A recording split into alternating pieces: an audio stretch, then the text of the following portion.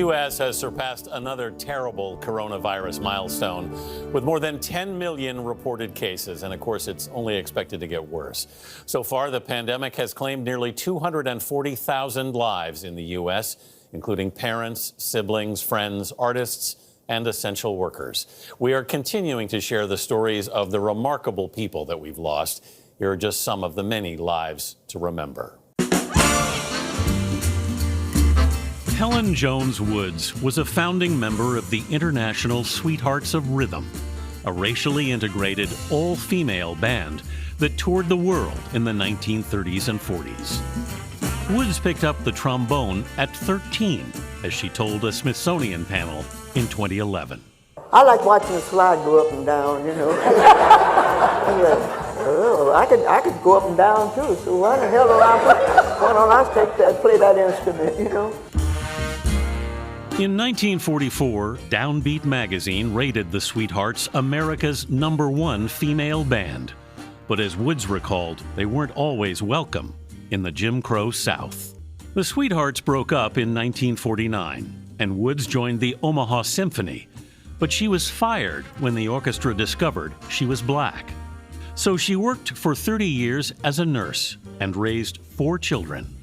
Helen Jones Woods was 96. Dr. John D. Marshall ran a family practice in South Georgia for more than 3 decades. My uncle was a rock star in Americus, Georgia, said Rashid Marshall. He had his hand in every little thing in that city. Dr. Marshall, JD to his friends, headed the NAACP chapter for 14 years. Good evening, everybody. And started the local newspaper, the Americus Sumter Observer, serving as editor-in-chief. Dr. Marshall was still running the paper and caring for his patients when he caught the coronavirus. He would spend 111 days on a ventilator. He worked until he could not work anymore, said his niece Leslie Marshall. We truly lost an angel. Dr. John D. Marshall was 74.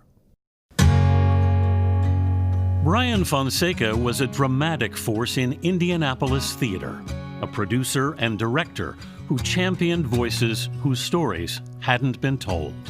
Good theater has always been commentary on the political and social aspects of every community in which it serves.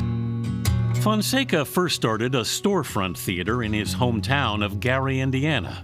In 1983, in Indianapolis, he co-founded the Phoenix Theater, which he led for 35 years.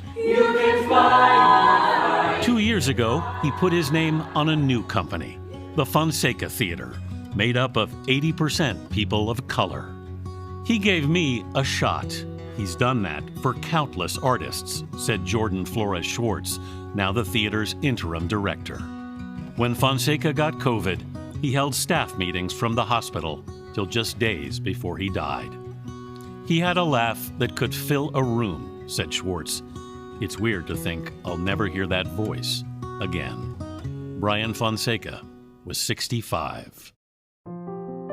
Andrea Mahmann was a clinical psychologist and mother in Illinois. She was hands down the most beautiful soul I have ever met, said her husband Matt. They met in kindergarten, became close friends in high school, and married in 2013. Andrea worked for 9 years to get her psychology degree and was devoted to her patients. Andy was a very accepting person, said her mom, Kathy Smith. She just wanted people to feel good about themselves and their differences. In May, Matt and Andy bought their dream home, so their son Russ, now 3, had a big backyard to play in.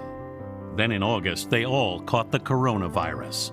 Matt and Russ fought it off, but Andy's lingered.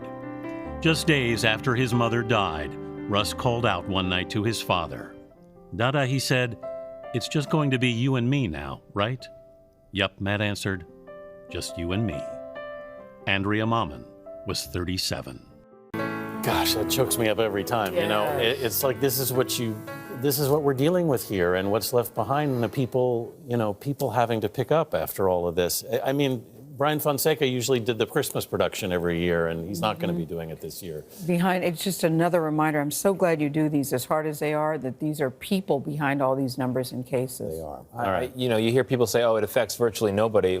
Is that nobody? I mean, there's a lot of somebodies We'll out be there. right back. You're watching CBS This Morning.